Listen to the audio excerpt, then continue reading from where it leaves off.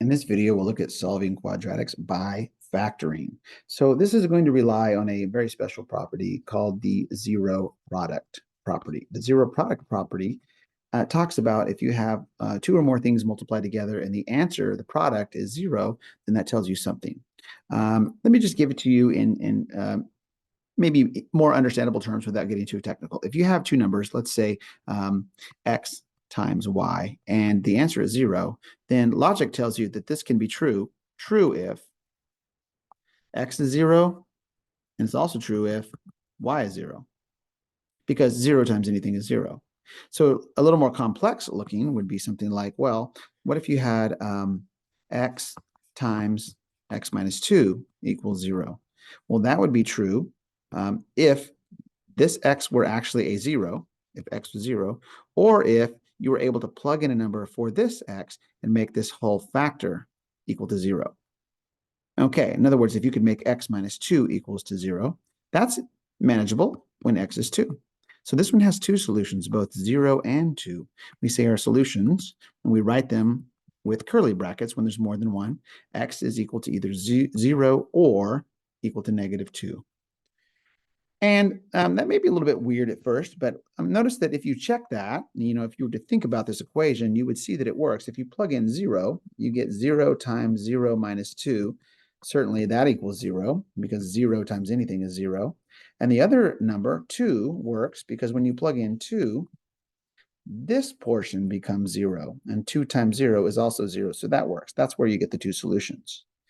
So you can solve quadratics that are factorable by employing this technique. Let's take a look at an equation, an expression, pardon me, that we had earlier in a previous video. X squared plus 5x plus 6. If I were to ask you to solve when is that expression equal to 0, you can use the zero product property since it's set equal to 0. So what you would do is you would factor, in this case, x plus 3 times x plus 2, and you would think what values of x here and here will make those two factors equal to 0. And this first one, a factor, the value of negative 3 will make that equal to 0 because negative 3 plus 3 is 0. I put negative 3. And then the second one, a value of x equals negative 2 would make that equal to 0. And those are my two solutions. That's what you would do. Now, it's going to be more complex when the quadratic is a little more complex. Let's take a look at one last example. Let's solve 6x squared minus 2 equals negative x.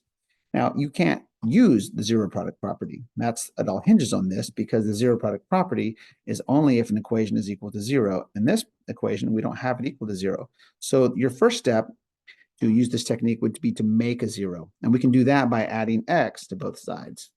And that will cancel out. Notice on the left-hand side, there's no like terms. We just have 6x squared, we have an x, and we have minus 2. I'll put those in order. But now we have this 0 that we wanted.